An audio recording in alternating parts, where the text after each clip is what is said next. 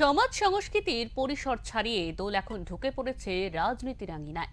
সামনে ভোট, তার আগে জনসংযোগের এমন উপলক্ষ ছাড়তে নারাজ প্রায় সমস্ত রাজনীতি।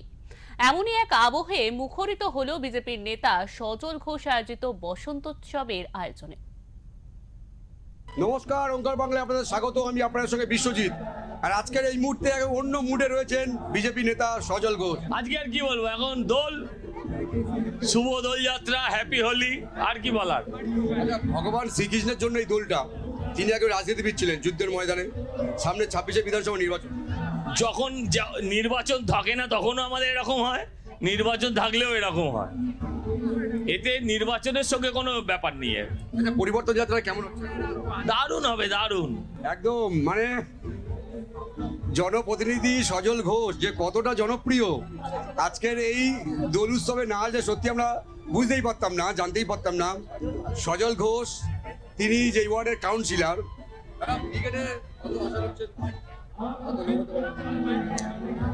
আমরা লোক গুনতে যাব না, লোক গোনার দায়িত্বটা আপনাকে দেবো। আপনি গুনে শেষ করতে পারবেন না, কিন্তু আমি ভালো ড্রোন নিয়ে যাবে। এই জন্যই প্রশ্নটা করা। ভালো ড্রোন নিয়ে সিপিএম বলছে, সিপিএম কোথায় আছে? তারা কেরালা থেকে বলছে। পশ্চিমবঙ্গে এখনো আছে এটা জানতাম না, আমি বললাম কেরালা থেকে বলছে বোধহয়। হ্যাপি হোলি দাদা, হ্যাপি হোলি।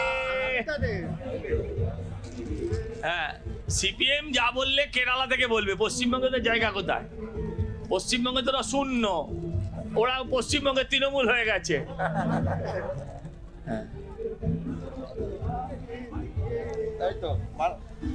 হ্যাঁ, অভিষেক বন্দ্যোপাধ্যায় বলছেন যে বিজেপিকে ভোট দেওয়া মানে খাল কেটে কুমির আনা। কালকে আর তৃণমূলকে ভোট দেওয়া মানে কয়লা চোরদের ভোট দেওয়া, গরু চোর, চাকরি চোরদের ভোট দেওয়া।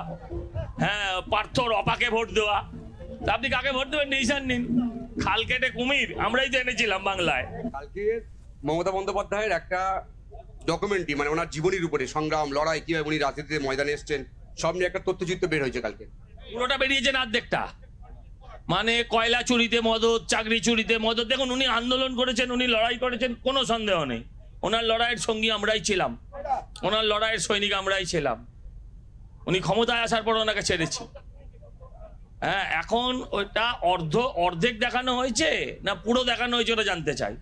মানে কয়লা চুরি, চাকরি চুরি, বাড়িতে 35খানা প্লটে রেজিস্ট্রেশন, এগুলোর সব দেখানো হয়েছে না সেটা দেখানো হয়নি। হ্যাঁ, অভয়ার মাকে গিয়ে টাকা গুঁজে দেওয়ার চেষ্টা, সেগুলো দেখানো হয়েছে। রামধেনু আজকের দিনে রামধেনু, মানে গেরুয়া কালারটা একটু বেশি। এটা তোমার মনে হচ্ছে গেরুয়া কালার বলে এখানে কোনো আলাদা কোনো রাজনৈতিক রং খোঁজো না, তাহলে দোলের রংটা ম্লান হয়ে যায়। আমি চাই না আজকে দোলের রং ম্লান হোক। এখানে সব রকমের মানুষ আছেন, সবাইকে নিয়েই চলা। যারা গতকাল অব্দি আমার সঙ্গে ছিলেন না, আমাদের সঙ্গে ছিলেন না, তাদেরকে আমাদের পথে আনা, এটাই সফলতা। একদম একদম অন্য মুডে কাউন্সিলর সজল ঘোষ। তারপরেও তিনি রাজনীতি অনেক কিছু উত্তর দেওয়ার চেষ্টা করলেন। কিরম এনজয় করছেন আপনারা এখানে এসে? অন্য অন্য জায়গার থেকে এর সাথে কিরম ভাবে তুলনা করবেন আপনারা বলুন। নিজেরাই দেখুন যে কত ভিড় হয়েছে, প্রচুর মানুষ আমাদের এখানে আসে। আমাদের এন্টারটেনমেন্ট মানে তো স্টেজে দেখতেই পাচ্ছেন, মানুষের ঢল দেখতে পাচ্ছেন, নাচছে, আনন্দ করছে মানুষ দেখতে পাচ্ছেন। আর সঙ্গে তো অবশ্যই ঠান্ডাই আর মালপোয়া আছে। এনজয় করুন আপনারাও। ক্যামেরায় রবি দত্তের সঙ্গে বিশ্বজিৎ, ওঙ্কার বাংলা।